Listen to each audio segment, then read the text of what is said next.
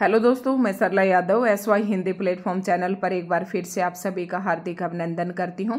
और जैसा कि आप सभी को पता है कि हम अपने चैनल पर TGT PGT एस्टेट 2024 की तैयारी कर रहे हैं और उसी के संदर्भ में हमारी आज की क्लास होगी क्लास नंबर 16 और ये सारी क्लासेस सिलेबस के अकॉर्डिंग है। अगर कोई भी कैंडिडेट आज से नया जुड़ता है तो चैनल को सब्सक्राइब कर ले, बेल आइकन पर प्रेस कर ले और पीछे की अगर वीडियो देखना चाहता है तो TGT PGT एस्टेट 2024 के नाम से आपको प्लेलिस्ट मिल जाएगी, उसमें सभी वीडियो आपको संग्रहित मिल जाएंगी।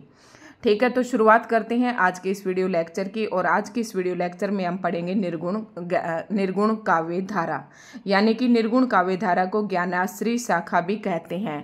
तो हम पढ़ रहे हैं, जैसे कि आप सोच रहे होंगे कि भक्ति काल के अंतर्गत आता है, तो आदिकाल मैंने संपूर्ण करवा दिया था अपनी तरफ से और MCQs की सीरीज आपको 1-2 दिन में मिलती रहेगी। और भाई थोड़ी सी मैं माफ़ी चाहूँगी कि जैसे कि नवरात्रों का टाइम है, दिन में भजन कीर्तन में चले गए थे तो इस वजह से थोड़ा सा लेट हो गए हैं। और भक्ति काल की जो मैंने कल एक फर्स्ट वीडियो डाली थी, फर्स्ट नहीं कहेंगे उसे, 14 थी या 15 थी, तो भक्ति काल की एक वीडियो मैंने डाल दी थी। उसमें आप सभी को क्या क्या मैंने पढ़ाया था वो सारा बता देती हूँ, आपको थोड़ा सा बताऊंगी क्योंकि बहुत ही डिटेल से मैंने वीडियो डाली थी। तो उसमें भक्ति काल का जो समय सीमा है, आचार्य रामचंद्र शुक्ल जी ने कौन कौन से काव्य धाराओं में इसे बांटा है। तो यहाँ पर आज के इस वीडियो में हम पढ़ेंगे ज्ञानाश्री शाखा, जो कि निर्गुण काव्य धारा के अंतर्गत आती है। तो जो बच्चा बिल्कुल डिटेल से भक्ति काल की इंफॉर्मेशन चाहता है वो जरूर देख लें इससे पहले वाली वीडियो, ताकि आप दूसरी वीडियो से जुड़ सकें और आप अंडरस्टैंडिंग अच्छे से कर सकें। तो ज्ञानाश्री शाखा भी कहते हैं और इसे संत काव्य धारा भी कहते हैं। तो यहाँ से आज हम शुरू करेंगे और ये सब बातें जो निम्नलिखित कथन थे, जहाँ से प्रश्न पेपर में पूछने की 100% पॉसिबिलिटी है, तो ये सारी बातें मैंने आपको बता दी थी।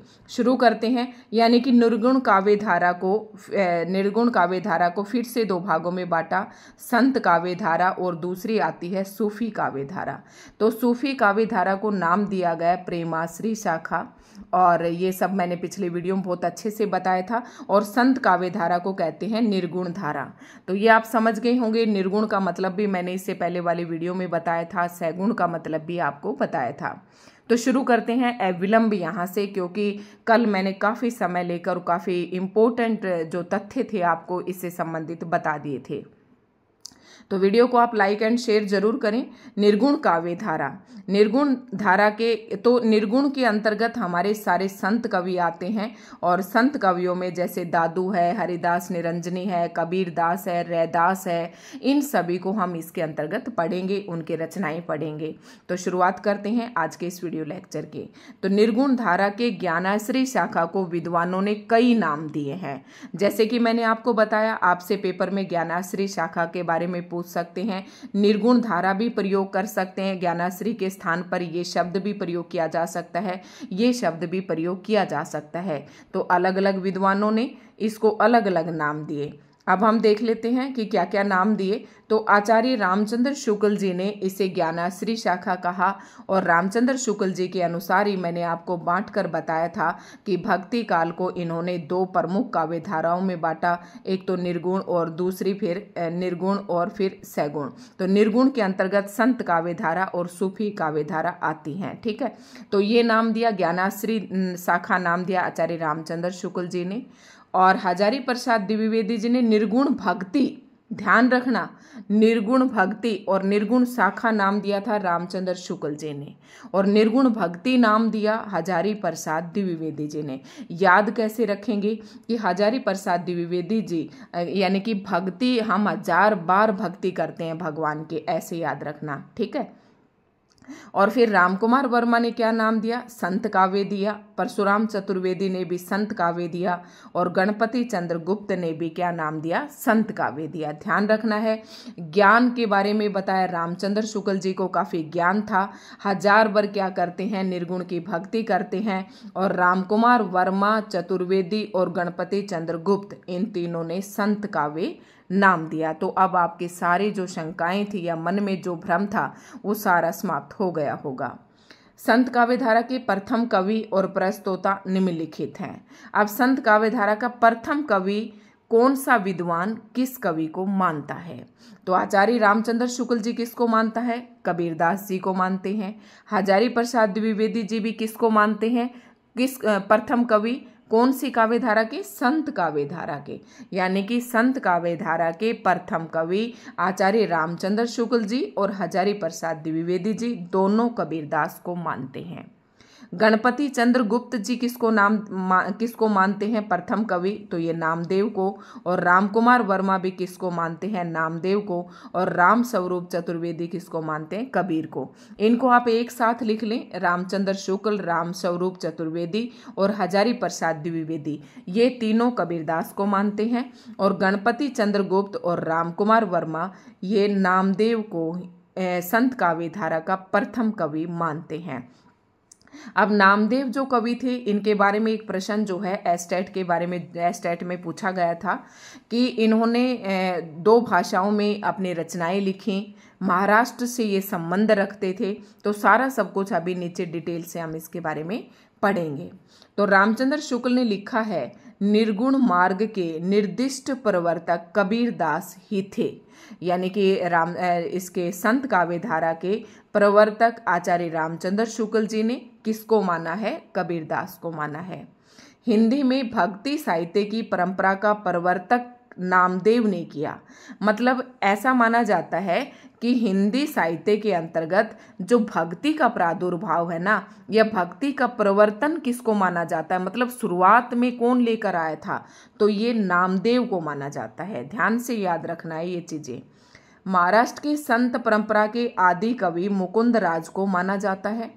महाराष्ट्र की संत परंपरा के आदि कवि, यानी कि महाराष्ट्र की अगर संत परंपरा की हम बात करें, हिंदी साहित्य की बात न करके महाराष्ट्र के संत परंपरा के आदि कवि की बात करें, आदि मतलब सबसे पुराने, तो इसमें मुकुंद राज को माना जाता है। इन्होंने सन 1190 ईस्वी में मराठी का पहला काव्य ग्रंथ विवेक सिंधु लिखा। इम्पोर्टेंट है कि मराठी का पहला ऐसा कौन सा काव्य ग्रंथ है जो संत परंपरा से संबंधित है, तो वह है विवेक सिंधु।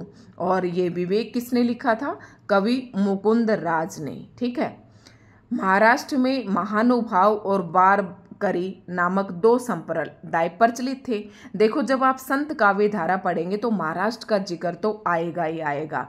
महाराष्ट्र से संबंधित ही है नामदेव, और यही है जो हिंदी साहित्य में भक्ति किया, इन्होंने प्रवर्तन किया, ये नामदेव ही हैं, याद रखना है।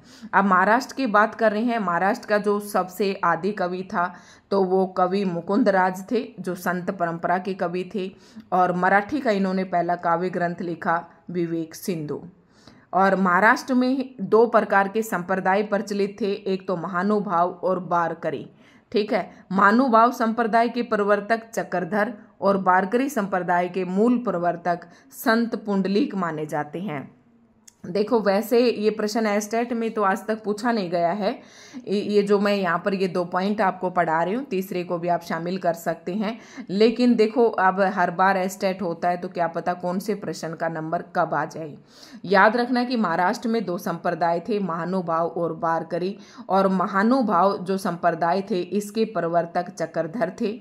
ठीक है। जो महानुभाव हैं वो चक्कर चलाते हैं, और जो बारकरी संप्रदाय थे, इसका जो प्रमुख संत थे वो पुंडलीक थे। बारकरी के पुंडलीक थे और महानुभाव के संप्रदाय के चक्रधर जो थे ये प्रवर्तक थे। किंतु ऐतिहासिक दृष्टि से बारकरी संप्रदाय के प्रथम उन्नायक संत ज्ञानेश्वर हैं। तो इनमें आप टीजीटी पीजीटी एस्टेट वाले ज़्यादा पजल ना हो, बस थोड़ा सा पढ़ लेना। अगर प्रश्न आ भी जाए तो आप इसे कर लें।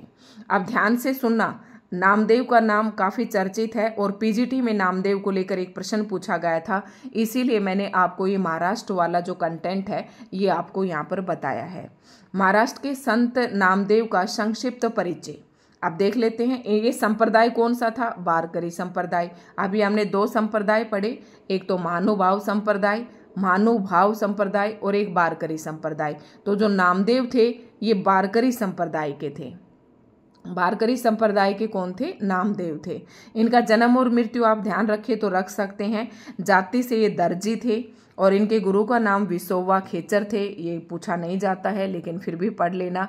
इनकी रचनाएं 2 भाषाओं में मिलती हैं।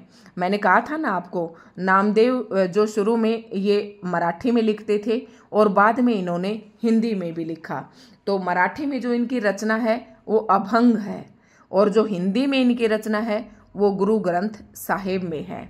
हिंदी में जो रचना लिखी उसका नाम है गुरु ग्रंथ साहिब, और मराठी में जो रचना लिखी उसका नाम है अभंग। ठीक है, समझ गए होंगे। 2 बार आप पढ़ेंगे तो आपको याद हो जाएंगे।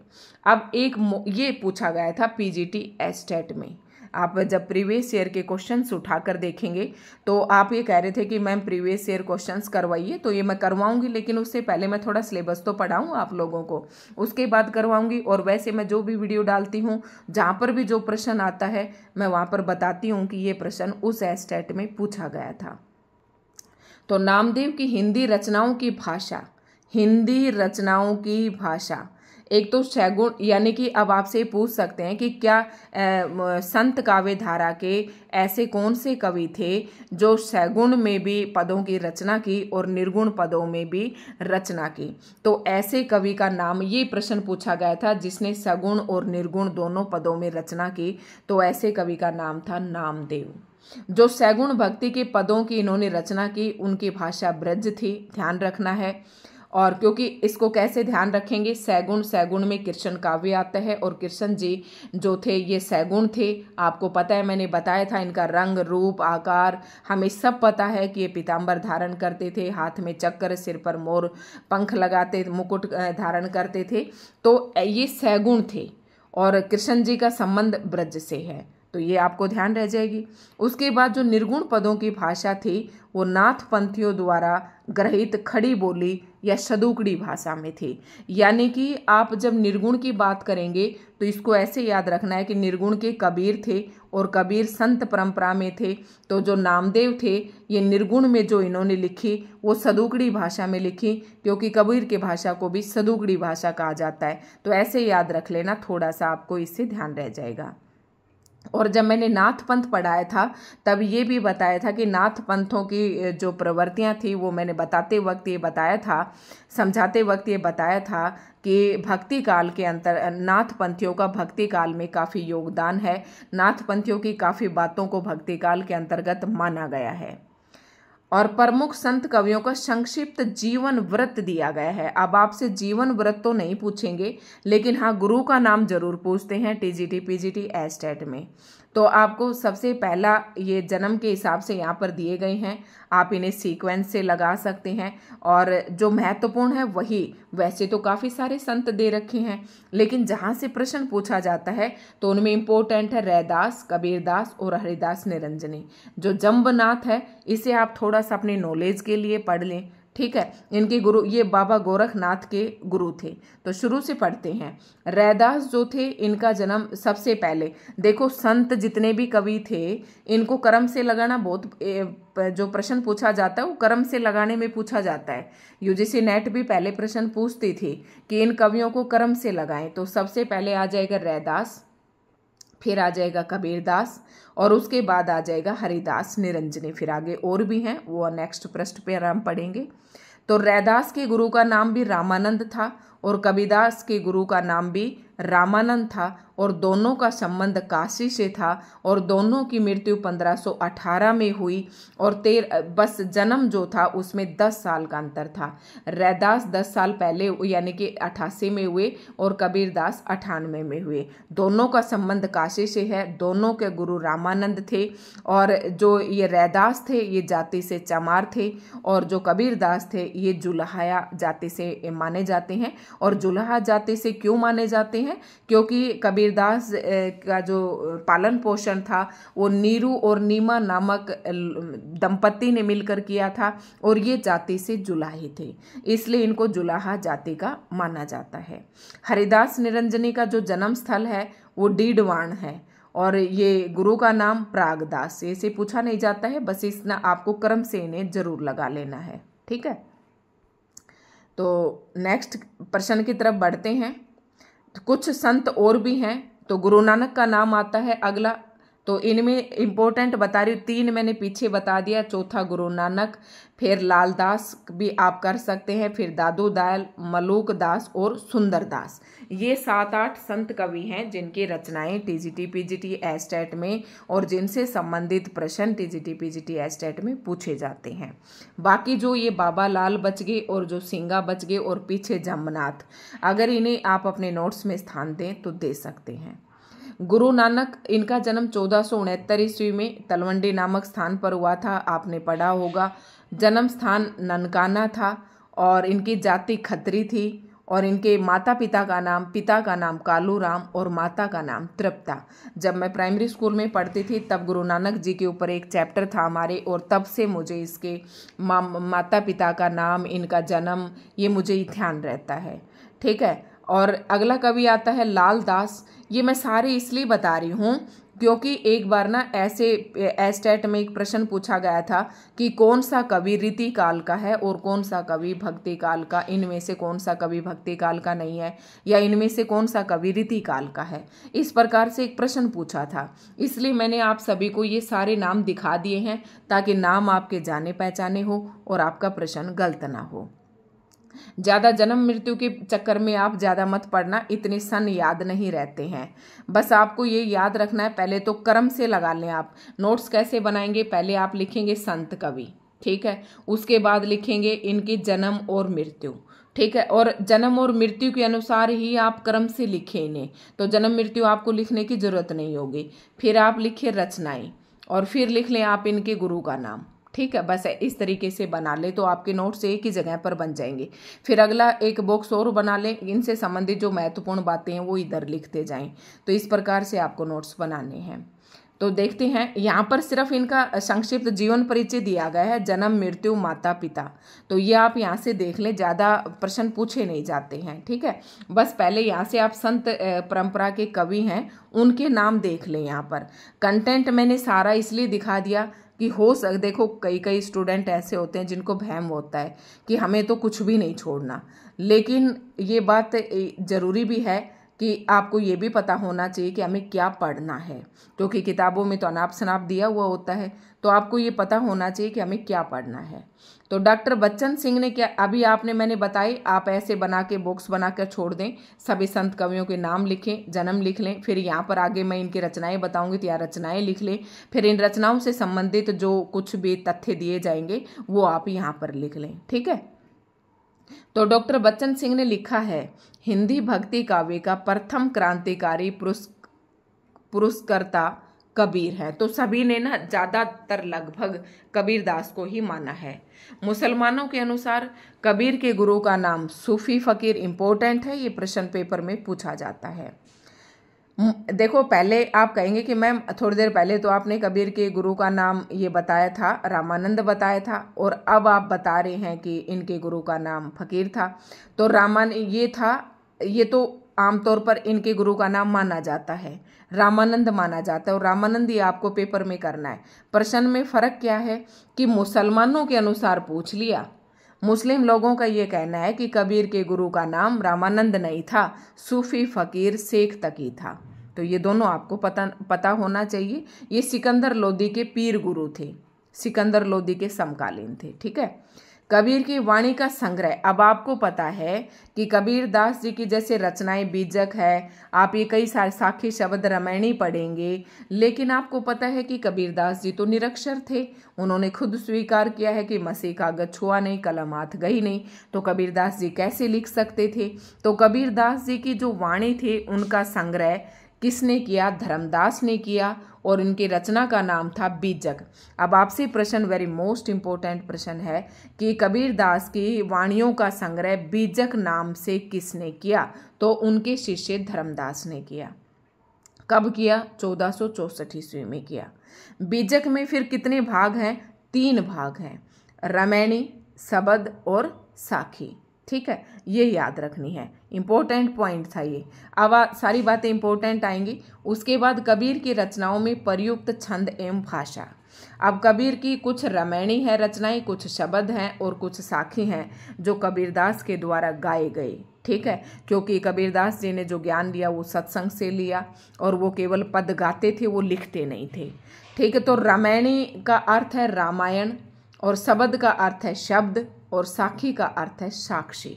ठीक है, अब रमैणी के अंदर प्रयुक्त छंद कौन सा है? चौपाई और दोहा। और शब्द के अंदर ये गेय पद हैं जिन्हें गाया जाता है। शब्द जो है आप देखते होंगे किसी भी मठ में, मंदिर में ये शब्द चलते रहते हैं, कहत कबीर है ना, कबीरा, ये चलते रहते हैं ना, तो ये गेय पद हैं। और जो साखी हैं इन्हें दोहों के रूप में लिखा गया है। साखी केवल दोहों के रूप में, आपको याद होगा कि जब हमारे रिवाज है हरियाणा में भी, जब शादी होती थी, अब का तो मुझे पता नहीं है, जब शादी होने के बाद दूल्हा और दुल्हन को जब देवों के आगे ले जाते थे तो वहाँ पर साखियाँ बुलवाई जाती थी। ठीक है, तो दोहे में होती थी। और रमैणी किस में लिखी गई? रमैणी का प्रयुक्त छंद था चौपाई और दोहा। अब भाषा कौन सी थी? जो रमैणी नामक जो दोहे थे, चौपाई थी, वो तो ब्रज भाषा और पूर्वी बोली में लिखे गए थे, और जो शब्द थे वो ब्रज भाषा और ये भी पूर्वी बोली में थे। लेकिन जो साखी थी वो राजस्थानी, पंजाबी मिली खड़ी बोली थी, ये ध्यान रखना है।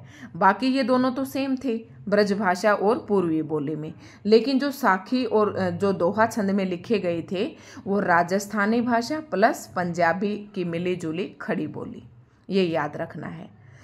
कबीर की भाषा को पंचमेल, खिचड़ी और सदुकड़ी आदि नाम से अभिनीत किया गया। अब किसने क्या क्या कहा ये सब भी हम देखेंगे। हजारी प्रसाद द्विवेदी जी ने कबीर को भाषा का डिक्टेटर कहा।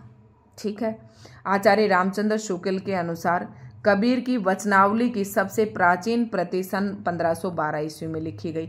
अब देखो, आप सोच रहे होंगे कि मैम यहाँ से जल्दी जल्दी पढ़ाती जा रही है, तो ये एक ऐसा टॉपिक है जो आपने 1 से 1000 बार पढ़ लिया होगा, शायद ये सभी को पता है, इसलिए मैंने इस पर ज़्यादा फोकस इतना नहीं किया। लेकिन दोनों पॉइंट जो हैं इम्पोर्टेंट है कि कबीरदास को वाणी का डिक्टेटर किसने कहा, तो ये हजारी प्रसाद द्विवेदी जी ने कहा।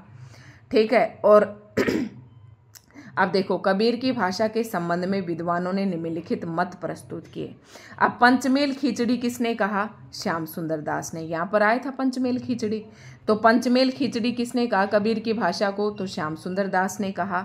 सदुकड़ी भाषा किसने कहा? रामचंद्र शुक्ल जी ने कहा। और वाणी का डिक्टेटर किसने कहा? भाषा का डिक्टेटर, या कई जगह पर आपको वाणी का डिक्टेटर भी लिखा हुआ मिलेगा, तो ये किसने कहा? हजारी प्रसाद द्विवेदी जी ने। तीनों याद रखना।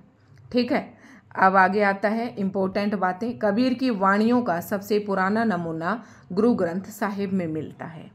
कबीर के संबंध में कुछ महत्वपूर्ण कथन हैं जो अक्सर पेपर में पूछ लिए जाते हैं।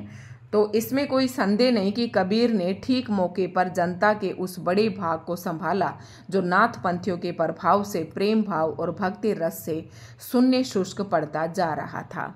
यानी कि ये कथन है आचार्य रामचंद्र शुक्ल जी का। ध्यान रखना है कि इसमें कोई संदेह नहीं कि कबीर ने ठीक मौके पर जनता के उस बड़े भाग को संभाल लिया जो नाथपंथी, हमने पढ़ा था ना आदिकाल में, जो नाथपंथियों के प्रभाव से जो प्रेम भाव था और जो भक्ति रस था वो शून्य पड़ता हुआ जा रहा था। लेकिन तुरंत मौके पर कबीरदास जी आ गए और जनता को इन्होंने संभाल लिया। तो ये कथन है आचार्य रामचंद्र शुक्ल जी का। उन्होंने भारतीय ब्रह्मवाद के साथ सूफियों के भावात्मक रहस्यवाद, हठ योगियों के, देखो ध्यान से पढ़ना इस लाइन को, उन्होंने भारतीय ब्रह्मवाद के साथ सूफियों के भावात्मक रहस्य, हठ योगियों के साधनात्मक रहस्य। अब हठ योगी कौन थे? नाथपंथी। तो नाथपंथियों से जो हठ योग था वो जो भक्ति काल में आया वो कहाँ से आया? नाथपंथियों से आया। जो साधनात्मक रहस्यवाद था ये भी कहाँ से आया? नाथपंथियों से आया। और वैष्णवों के अहिंसावाद तथा प्रपतिवाद का मेल करके अपना पंथ खड़ा किया।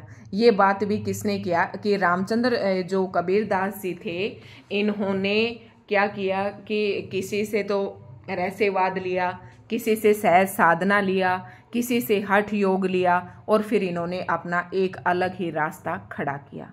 ठीक है, ये कथन भी किसका है? आचार्य रामचंद्र शुक्ल जी के बारे में। शुक्ल जी ने कहा है कबीरदास जी के बारे में। भाई 2 लाइनें थोड़ी सी ब्लर कर रही हैं तो थोड़ा एडजस्ट कर लेना। भाषा बहुत परिष्कृत और परिमार्जित न होने पर भी कबीर की उक्तियों में कहीं कहीं विलक्षण प्रभाव और चमत्कार है। देखो कबीरदास जी अनपढ़ थे, तो रामचंद्र शुक्ल जी कहते हैं कि उनकी भाषा ज़्यादा परिष्कृत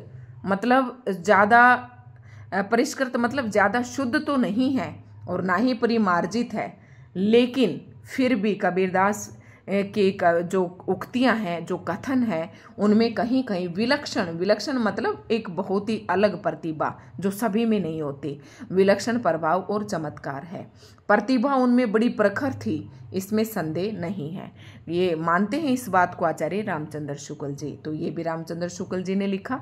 तीनों मत काफ़ी इम्पोर्टेंट है। कबीर की मृत्यु कहाँ हुई? मगर में हुई थी। कबीर की पत्नी का नाम लोई था, पुत्र पुत्री का नाम कमाल और कमाली था, ये याद रखना है। अब अगले कवि आते हैं रैदास। रैदास को दूसरे किस नाम से जाना जाता है? रविदास, जिन्हें हम रविदास भी कहते हैं। मीराबाई और उदय के गुरु माने जाते हैं, यानी कि जो रैदास थे ये मीराबाई के गुरु थे। रैदास के 40 पद गुरु ग्रंथ साहिब में संकलित है। देखो ये जो पॉइंट है ना, इसे आपको छोड़ना नहीं है, क्योंकि पीजीटी एस्टेट में इसी प्रकार के रैदास से संबंधित 3 पॉइंट आपको दे देंगे, 4 पॉइंट, और पूछ लेंगे कौन सा असत्य है। एक पॉइंट में दे देंगे कि रैदास मीराबाई के गुरु थे, रैदास के 40 पद गुरु ग्रंथ साहिब में संकलित नहीं थे, तो और आपसे पूछ लेंगे कौन सा असत्य है। तो आपको ध्यान रखना है इस तरीके की बातें, ठीक है। तो ये था कि रैदास के 40 पद गुरु ग्रंथ साहिब में संकलित हैं। अगला नाम आता है गुरु नानक का। गुरु नानक देव, जो इनके बारे में बस इतना ही था, कोई बहुत ज़्यादा नहीं है। इनके माता पिता का नाम मैंने पहले ही आपको बता दिया था।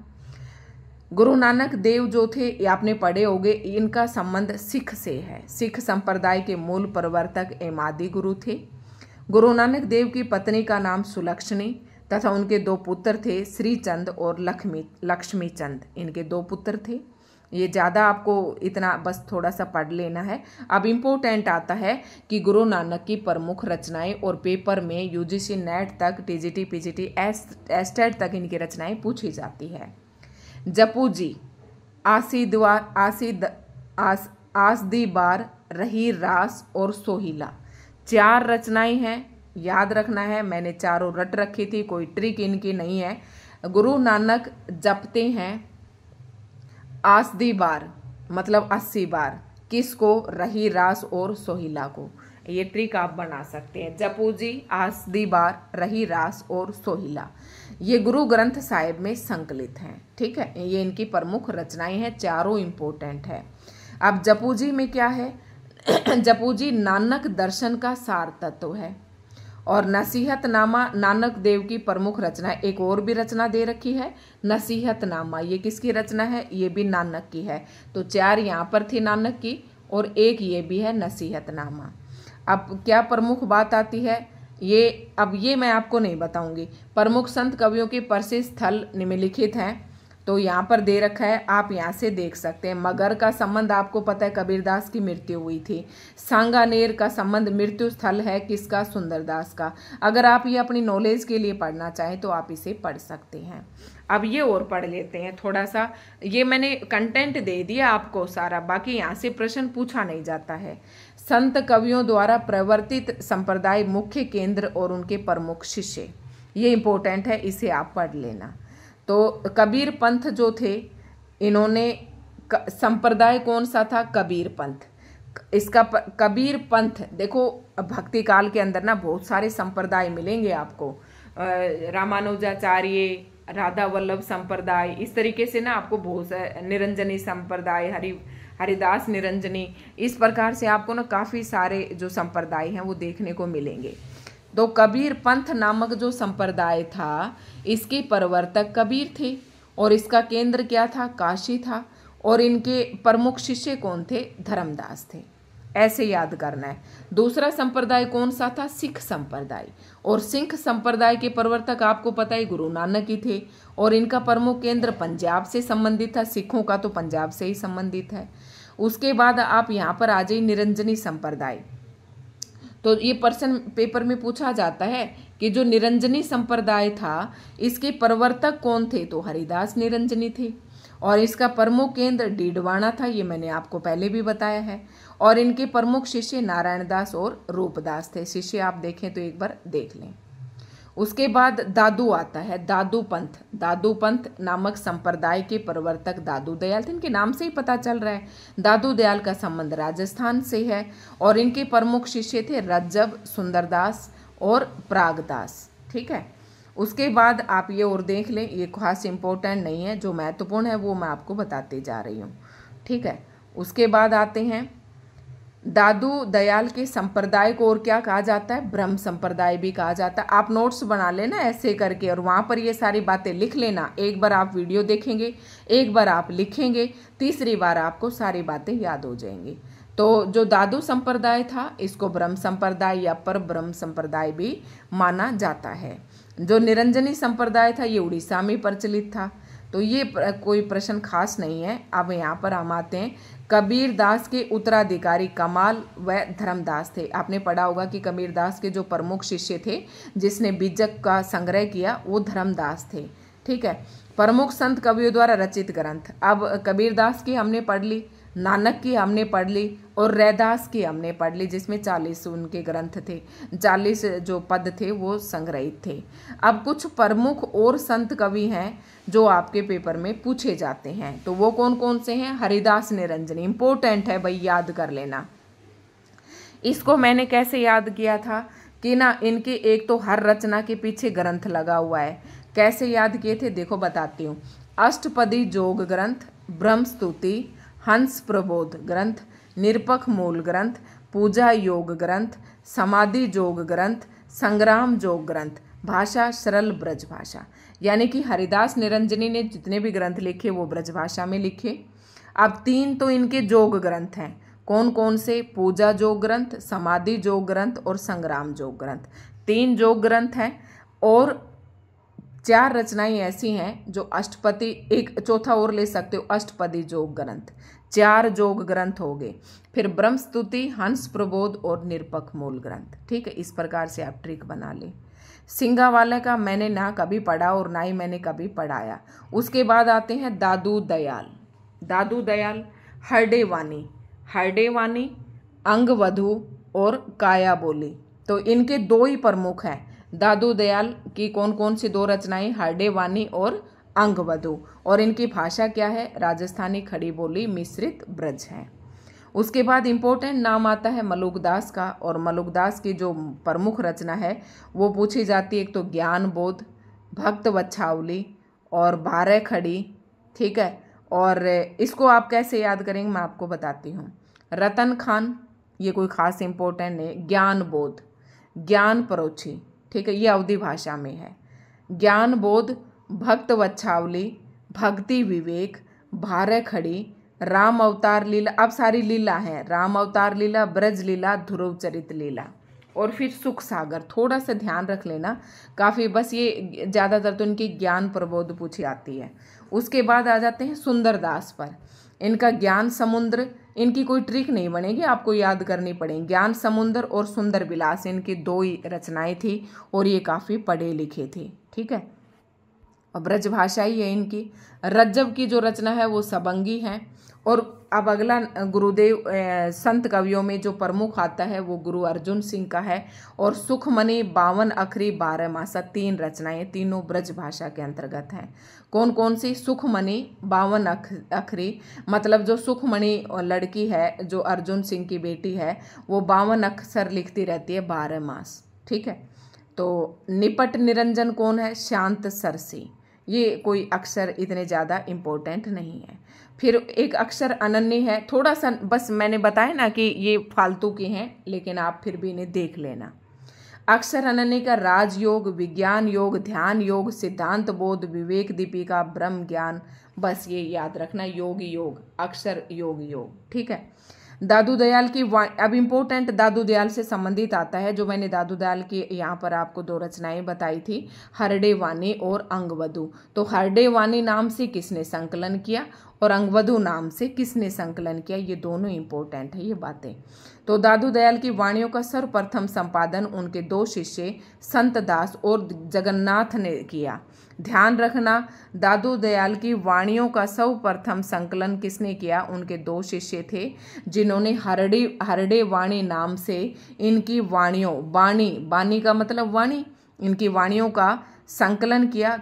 हरडे वाणी नाम से किसने संकलन किया, संत दास और जगन्नाथ दास ने। और हरडे वाणी किसकी रचना थी, वैसे दादू दयाल की थी, ठीक है। और रज्जब ने अंगवधु नाम से किसने इसका संपादन किया, तो वो रज्जब ने किया। ये प्रश्न पूछे जाते हैं, दोनों मोस्ट इंपॉर्टेंट है कि दादू दयाल की अंगवधु नामक रचना का संपादन किसने किया, तो रज्जब ने किया। और हरडे वाणी नाम से किसने किया, संत दास और जगन्नाथ दास ने किया, ठीक है। उसके बाद अगर कोई और इम्पोर्टेंट बात है तो फिर अब ये इतना ही है।